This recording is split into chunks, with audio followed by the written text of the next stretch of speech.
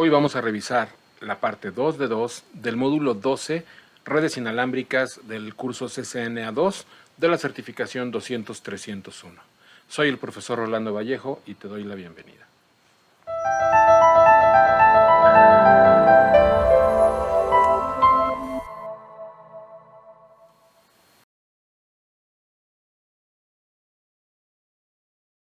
Hoy vamos a hablar acerca del protocolo CAP-WAP, del manejo de los canales en wireless LANs y también un poco acerca de la seguridad de las redes inalámbricas.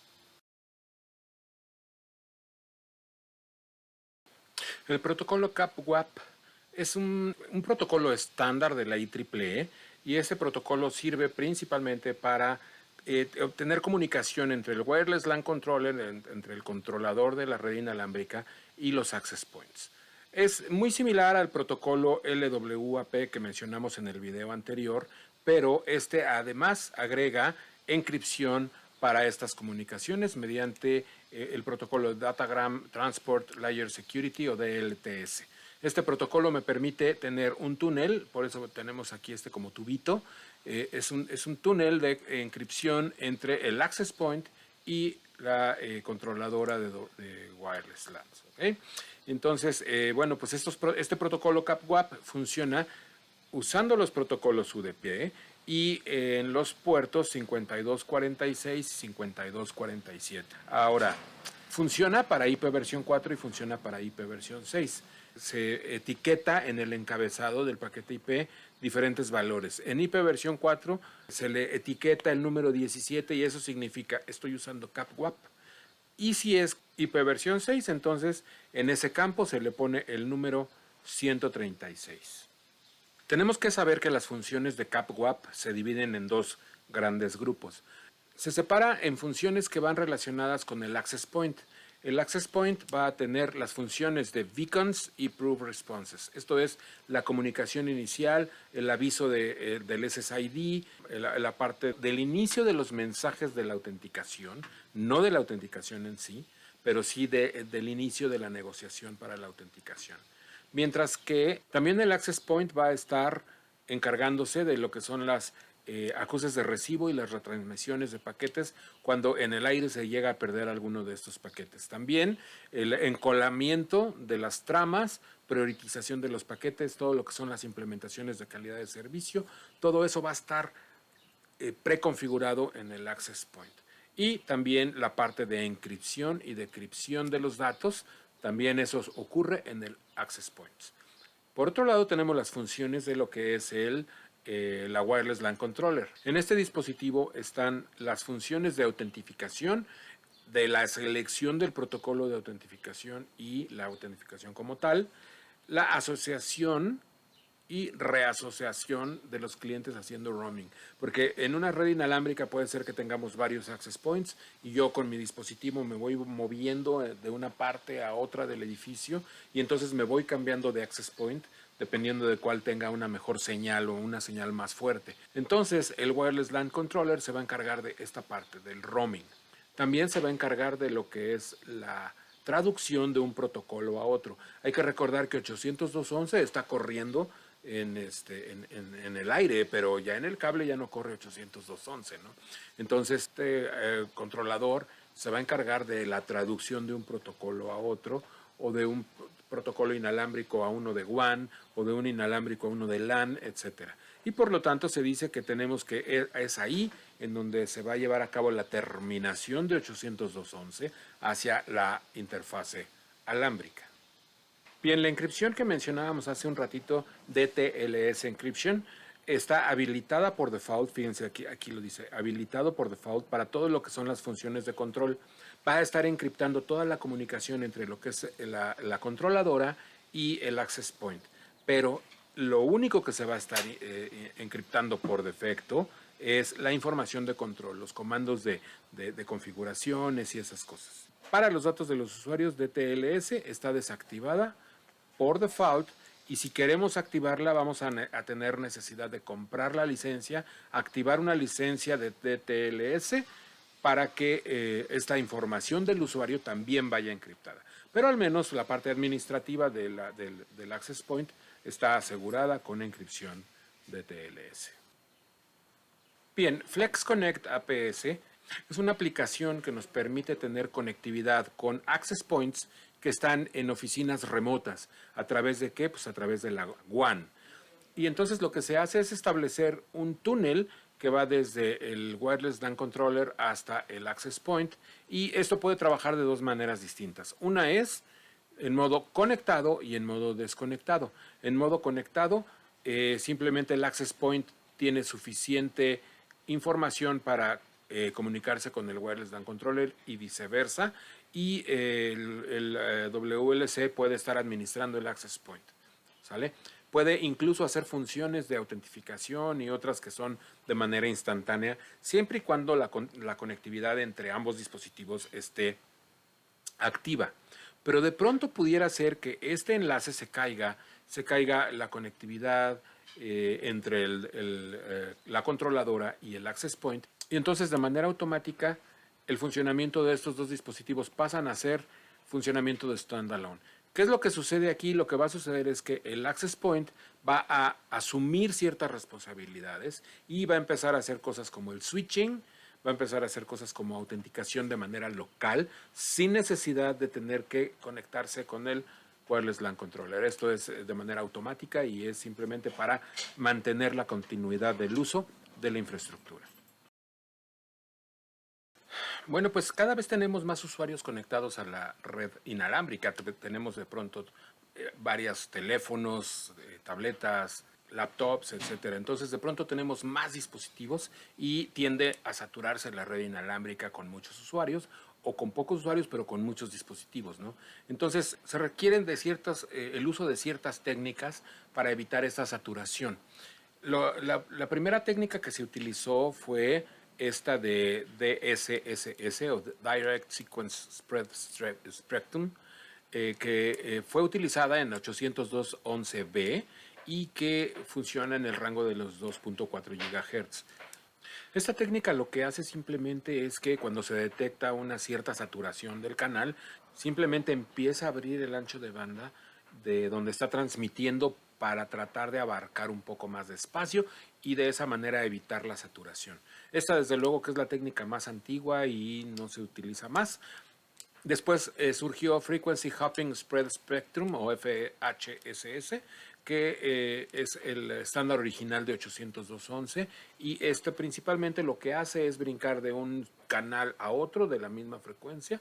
El único detalle aquí es que tanto el access point como el cliente tienen que ponerse de acuerdo acerca de a cuál canal se van a brincar. Mucho es similar esto a cómo funciona los radios de las policías, en donde se cambian del canal 40 al 45, etcétera. Bueno, pues bastante similar, ¿okay? Pero esto no se utiliza más. Se utiliza OFDM o Orthogonal Frequency Division Multiplexing, que lo que hace principalmente es que dentro de cada canal de transmisión tenemos varios subcanales. Y entonces el mismo access point hace el manejo de las conversaciones y va asignando las conversaciones a diferentes subcanales para evitar la saturación. Así es como funcionan las tecnologías de 802.11 más modernas como la A, la G, la N y la AC. Bueno, antes de continuar con esta parte, quisiera ser claro con un concepto que es el momento idóneo en el cual tenemos que aclarar. El ancho de banda es un término que Cisco define como realmente debería de ser capacidad de canal. Es la cantidad de bits que pasan a través de un enlace en una cierta cantidad de tiempo. Más formalmente, ancho de banda viene a ser qué tanto del espectro de radiofrecuencias yo ocupo para transmitir. Para esto voy a poner de ejemplo una estación de radio. Imagínense ustedes una estación de radio 88.1. 88.1 está aquí, ¿sí? Pero ellos transmiten desde a lo mejor 87.6 hasta 88.6. En este caso, es toda esta frecuencia la que utilizan para transmitir este rango. ¿sí? Ese sería su ancho de banda. Su ancho de banda sería de 1 GHz o 1 MHz, no sé. Es un ejemplo solamente. Pero vendría siendo desde 87.6 hasta 88.6. ¿Sale? Ese sería su ancho de banda. 1 MHz. ¿Ok? Entonces, el ancho de banda como tal se define como que tan amplio es la radiofrecuencia en la cual tú vas a estar transmitiendo. Vean esto. En el caso de 802.11 B, G y N, las redes inalámbricas transmiten en ondas que son del tamaño 22 MHz, ajá, en el orden de los 2.4 GHz. A esa altura, digamos que los 2.4 GHz están aquí. Ajá, y de esos 2.4 GHz, cada canal va a ser de 22 MHz. Ajá. Cada estación de radio, por ejemplo, sería de un ancho de banda de 22 MHz. Eso es lo que tiene cada uno de estos canales. Y están separados por 5 MHz. ¿Dónde está? Aquí. Están separados por 5 MHz para que no se encime un canal con el otro. Sin embargo, fíjense,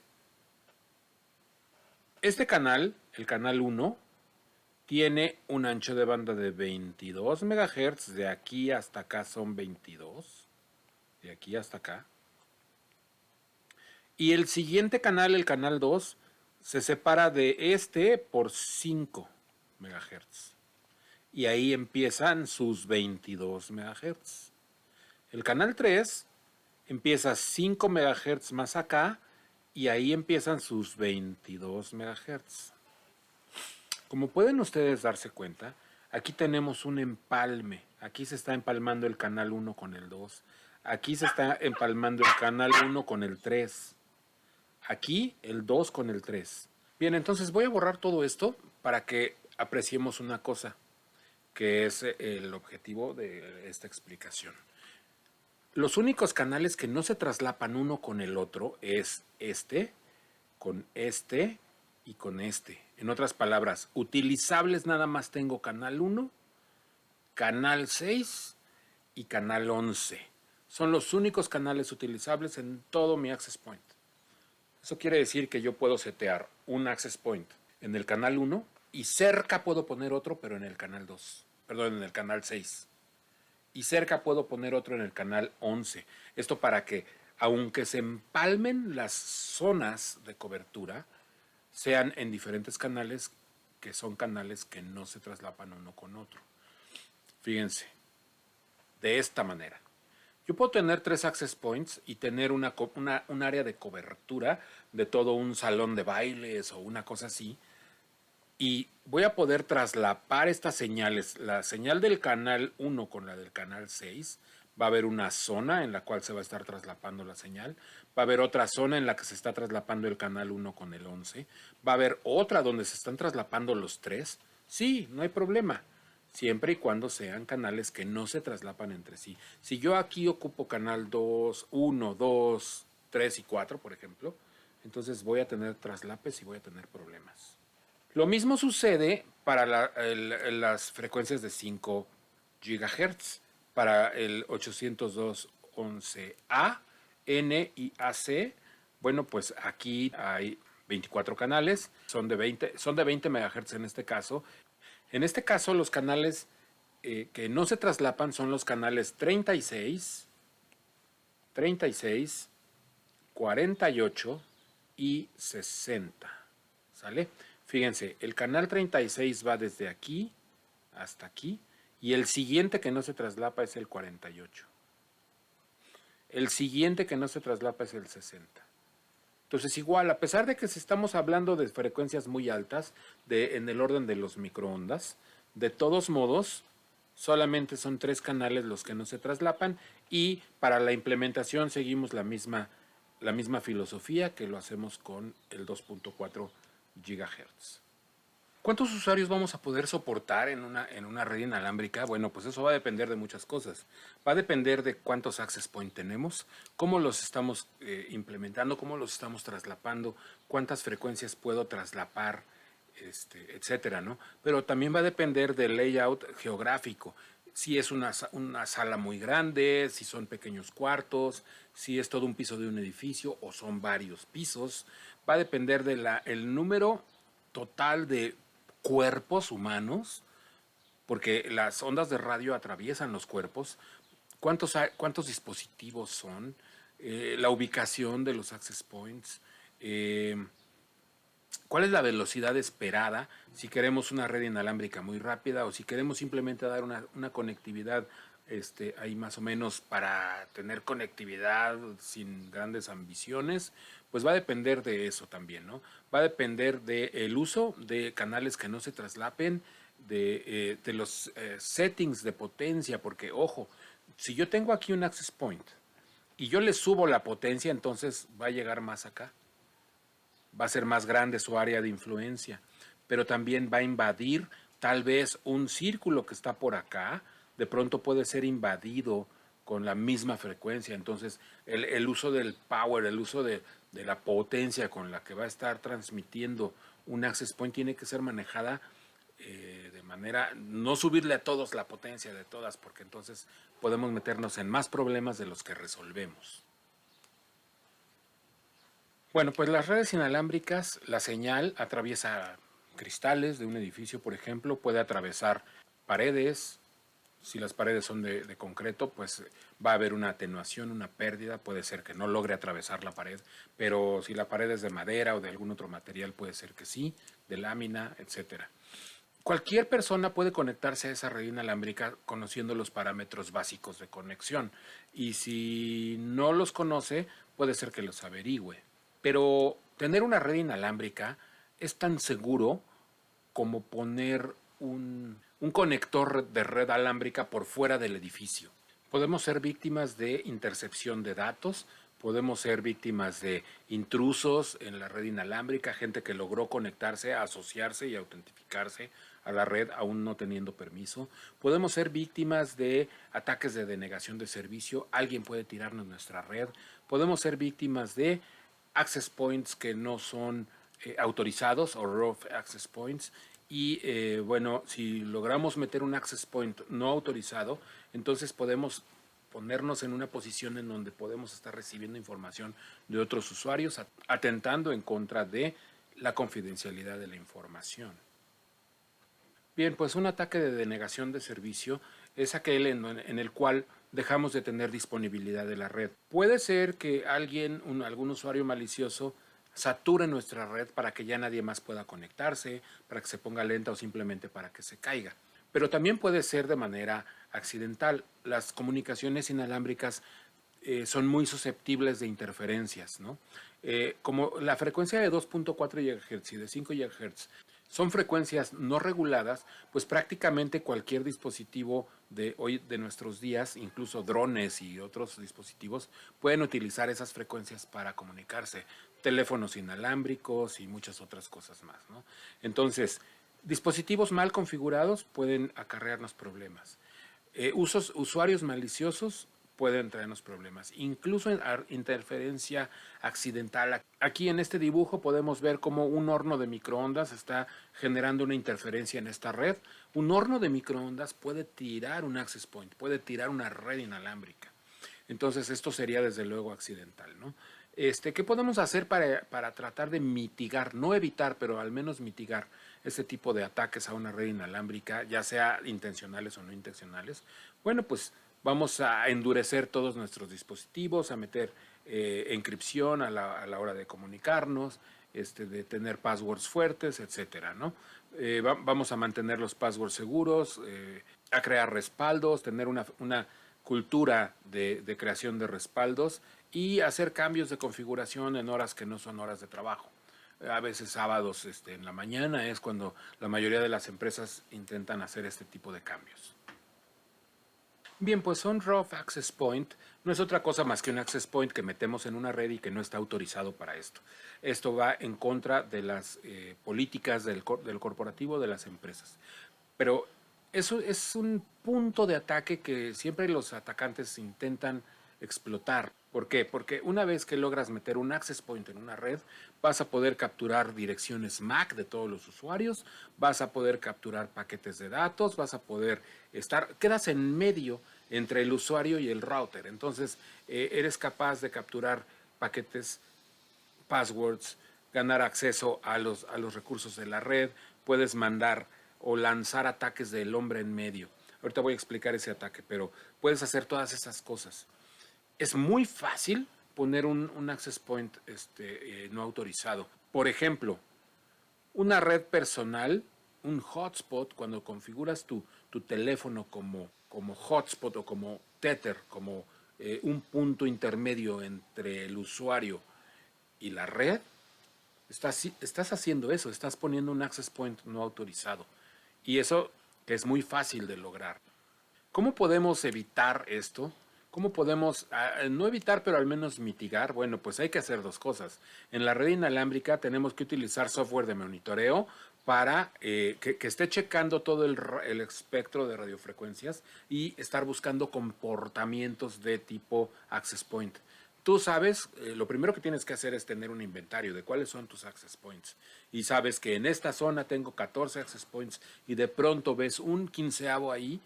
Después, ese sería el primer paso, detectarlos. El segundo paso es generar políticas para que la controladora de access points haga algo cuando se detecte un access point no autorizado. ¿Sí? Que lo tire, que lo bloquee, que no sé, pero que la controladora haga algo en contra de ese access point. El ataque del hombre en medio es muy fácil de perpetrar mediante una aplicación que a últimas fechas ha cobrado mucha relevancia, que se llama Evil Twin Access Point. Es como el gemelo maldito del access point, ¿no? Esto lo que hace es que cualquier computadora del atacante pueda ponerse como access point después de haber estudiado cómo se están comportando los access points legítimos de la red. Entonces logras ponerte como un access point, haces que los usuarios se conecten a ese access point porque tenemos el mismo SSID, tenemos el mismo password, tenemos todo, copiamos toda la configuración de un access point y entonces nos hacemos pasar por él, ¿no? Una vez que este atacante logra quedar como access point, entonces él se convierte en un gestor de trámites entre el usuario y el router. Y entonces obviamente todo está pasando a través de él. Y de esta manera podemos atentar en contra de la confidencialidad de la información de esa red. ¿Cómo podemos mitigar este tipo de ataque? Bueno, pues identificar cuáles son los dispositivos legítimos, los que están permitidos, autorizados. Podemos hacer que los usuarios se autentifiquen de manera forzosa, porque hay redes abiertas, ¿no? Hay redes abiertas que queremos tener abiertas para darle un servicio a un usuario, tal vez invitado de un evento o algo así. Bueno, pues aún en esos eventos, aún con usuarios invitados, es mejor que se autentifiquen. Ajá. ¿Para qué? Pues para que tengamos claro si el usuario que se está conectando si tiene permiso de conectarse o no y si se trata de un usuario o de un access point. De manera que si tenemos todo identificado vamos a saber lo que es, ¿no?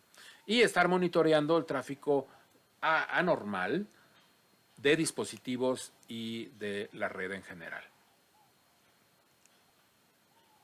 Ok, ¿cómo vamos a asegurar nuestra red inalámbrica? Lo primero que tendríamos que hacer es SSID cloaking, es oculto mi SSID. Prácticamente cualquier access point y cualquier router inalámbrico tiene esta opción. Quiero estar mandando beacons anunciando cuál es mi nombre de red o quiero que los usuarios previamente lo sepan, que sea como un secreto compartido. Me quiero conectar a tu red. Ok, mi red se llama tal y el password es tal. ¿Sale? Pero de manera manual. Que el access point no esté mandando los beacons con el SSID, el nombre de la red. Eso es SSID cloaking. Por otro lado, tenemos el MAC address filtering. Prácticamente también cualquier access point o cualquier router casero tiene esta posibilidad. Esta MAC address ya identificaste que es un usuario, un vecino que se te logró conectar y que no tiene derecho o que no le diste permiso de conectarse, entonces puedes bloquear la MAC address. Puedes generar una lista de las MAC addresses bloqueadas y las que sí están permitidas. O decir, Solo estas MAC addresses están permitidas y todas las demás, la que sea, está prohibida. Prácticamente cualquier dispositivo puede ser configurado de esta forma. ¿Okay? Esa sería, digamos, como que una primera línea de defensa. Después tenemos la parte de autenticación. La parte de autenticación puede tener dos diferentes approaches, dos diferentes orientaciones. La primera es abierta. Esto es útil para redes públicas, para redes en parques, en cines, etcétera, ¿no? Ahí no se requiere password, no se requiere saber nada de la red. Entraste a una tienda, a un cine Cinemex, entonces buscas la red Cinemex, te conectas sin password. No sé si estoy poniendo un ejemplo, no sé si Cinemex tiene este servicio, ¿no? Pero la idea es que no se requiera de ningún password, que cualquier cliente pueda asociarse y, como decía yo, típicamente se utiliza para dar servicio gratuito de internet en tiendas de autoservicio y en parques, en cines, etcétera. Aquí hay un detalle. Cuando tú te conectas a una red como esa, yo en lo personal nunca lo hago. ¿Por qué? Porque normalmente cuando te conectas a una red de esas estás aceptando que toda la información que atraviesa la red es propiedad de quien te da la conexión. Aguas. Porque si de pronto ellos te cachan un password, ellos pueden decir este password es mío. Esta información es mía. ¿Por qué? Porque atravesó infraestructura de ellos. Otra de las cosas que te dicen cuando te conectas a una red de esas, frecuentemente te lo dicen, a veces no, es de que tú tienes toda la responsabilidad de lo que suceda. Entonces, si te hackean, si alguien te hizo algo a tu información, si alguien te robó la identidad o algo, es responsabilidad totalmente tuya. Y es que estas redes abiertas normalmente son lugares donde los atacantes van. ¿Por qué? Pues porque es más fácil asociarse ahí, meterse y conectarse para después hacer algo que hacerlo violentando un password, adivinando un password, etcétera. Aquí es mucho más fácil entrar y hacerte pasar por un router y órale, que todo el tráfico pase a través tuyo y sin encripción, ¿no? Ahora, por otro lado, tenemos las redes en donde sí se autentifica. Para autentificar tenemos varias opciones: web, WPA, WPA2 y WPA3. ¿Ok? Vamos a ver eso. Ojo, esto es autenticación. Cuando veamos web, WPA, WPA2, es solamente la autentificación. La autentificación web ya no se utiliza, todavía se utilizaba hace algunos años, es la especificación para autentificación original del 802.11 y se utiliza un cifrado para la autentificación Reverse Cipher 4, RC4, un método de encripción para la llave, para una llave estática, y este web nunca debe ser utilizado. No es nada seguro, es muy fácil de adivinar passwords, etcétera. Por muy difícil que pongas la llave, es muy fácil de adivinar. De ahí surge Wi-Fi Protected Access o WPA, que este es un estándar de la Wi-Fi Alliance. Esto es web, es lo mismo, el mismo método de autenticación, pero encriptado con un algoritmo de encripción más fuerte que RC4. Este es el Temporal Key Integrity Protocol o TKIP. Este algoritmo de encripción es mejor porque utiliza llaves temporales, y hace un poco más difícil de hackear. Si seleccionas web con TKIP, se llamaría WPA y es un poco más difícil de hackear que WEP. Sin embargo, este web no es tan bueno, entonces surgió después WPA2, que es lo que se utiliza hoy en día. Hoy en día, esto es lo máximo que podemos usar porque WPA3, que tiene muchas ventajas y es mucho mejor, este todavía no está disponible en los clientes, en los teléfonos, en las laptops, todavía no está disponible WPA3. Es el método de autenticación de próxima generación, ¿sí? Hoy por hoy es WPA2 y este está basado en un método de encripción que hoy en día se considera el método de encripción más seguro que existe, el AES o Advanced Encryption Standard. Este es un protocolo de encripción más seguro. Cuando vayamos a configurar una red inalámbrica debemos seleccionar WPA2 por ahora y cuando esté disponible WPA3 hay que seleccionar WPA3. Esto es solamente para la autenticación, ¿eh? Esta encripción de la que estamos hablando aquí es solamente para mandar mi username y mi password o lo que sea que tenga que mandar encriptado. Pero esto no encripta la información del usuario. Aguas, esto solamente es para la autentificación. Dentro del WPA2 hay dos sabores, hay dos tipos, el personal y el enterprise. ¿Cuál es la diferencia? Muy interesante, que el personal tiene una llave pre-shared o pre-compartida, PSK. ¿Qué es esto? Pues es simplemente, yo le pongo, cuando configuro el access point, le pongo el password o el router, le pongo el password que yo quiero que tenga la red y entonces tú, cuando te vas a conectar, escoges la red y le pones el password que tú ya sabes porque alguien te lo dijo, ¿sale? Eso es el método de autentificación que utilizamos en nuestras casas. En nuestras casas nosotros vamos y tecleamos el password de la red de la casa. Y cuando vamos a un restaurante pedimos el password de la Wi-Fi y lo tecleamos. Esto es PSK. Hay otro método de encripción que es Enterprise. Dentro de WPA2, es el otro sabor de WPA2, es el Enterprise. Y aquí lo que necesitamos es tener un server de Radius o TACACS. El server de Radius es un servidor de autentificación, pero no solamente de autentificación, sino que también te da accounting y también te da authorization. Una vez que te autentificaste, el mismo server te va a decir a qué tienes derecho, qué recursos puedes accesar, cuáles son de escritura, cuáles son de lectura, eso es authorization, ¿ok? Y accounting, una vez que entraste, ¿qué tanto andas haciendo allá dentro de la red? Ahora, aquí vas a entrar con username y password. En el TEC entramos con username y password a la red inalámbrica, ¿no?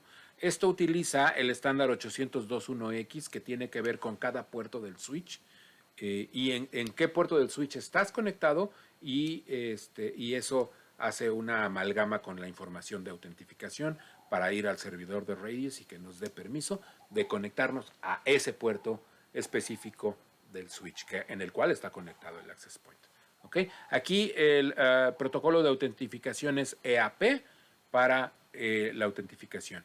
Y aquí en esta imagen lo que podemos ver es que tenemos un router que estamos configurando y que nos da la opción de configurar WPA personal o WPA2 Enterprise. ¿Sale? Si es Enterprise, entonces te va a pedir los datos del servidor de Radius. Aquí está. Si le pongo Enterprise, me va a preguntar el algoritmo de encripción. Yo le escojo AES, que es el mejor. Y luego me pregunta, ¿dónde está el servidor de Radius? Pues esta es la dirección IP del servidor de Radius. Y el servidor de Radius es donde vas a dar de alta a todos los usuarios que van a entrar a la red. Y entonces, cuando te conectes a esta red, te va a pedir username y password que previamente diste de alta en el servidor de Radius. ¿Ok? Características. Bueno, pues se requiere de un servidor de Radius que obviamente tiene una dirección IP y los puertos que utilizan son de UDP, 1812 para la autenticación, 1813 para accounting y 1645 y 46 también son puertos que pueden ser utilizados para Radius. Todo lo que he dicho hasta ahorita es solamente para autentificarme. Ahora, ¿quiero encriptar la información de usuario? Claro que quiero. Para eso necesito algún método de encripción. ¿Cuál va a ser el mejor de ellos? Bueno, pues los dispositivos caseros me ofrecen estas dos opciones, AES o TKIP. Ya vimos que TKIP pues es ahí más o menos, pero lo mejor es poner AES o Advanced Encryption Standard. ¿Ok? Utiliza WPA2 para la autentificación, pero para la encripción de los datos de usuario utiliza AES. ¿Ok? ¿Cuándo quiero poner TKIP? Bueno, pues cuando tengo equipo que es legacy, que es antiguo y que quiero que se siga conectando, que no es capaz de hablar AES o WPA2, entonces pongo web, pero pongo TKIP para que al menos la información de los usuarios vaya encriptado, ¿no? Bueno, pues con esto cerramos el tema de Wireless LANs. Agradezco el favor de tu atención y nos vemos en la próxima. Gracias.